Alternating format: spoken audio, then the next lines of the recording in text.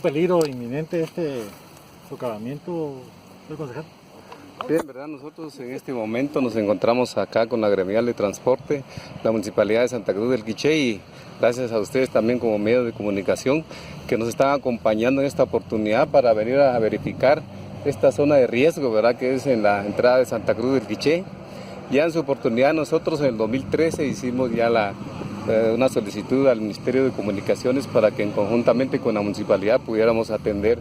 esta zona, ¿verdad? Entonces aquí precisamente lo que está pasando es de que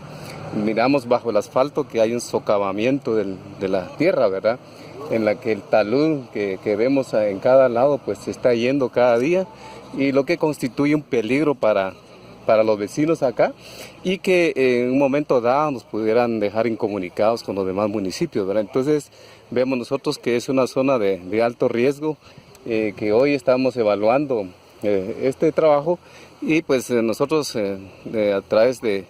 estos medios de comunicación pues le pedimos al Ministerio de Comunicaciones para que conjuntamente con la municipalidad pudiéramos hacer algún trabajo ahí de muro de contención, y la municipalidad pues también el tema del drenaje, que vemos que también ya está bastante dañado, y que en realidad pues si no le ponemos atención en un tema de prevención en esta oportunidad pues no es de esperar que en realidad pues suceda aquí algo catastrófico, sino que en realidad hagamos un trabajo de prevención, y por eso es que el día de hoy estamos acá presentes.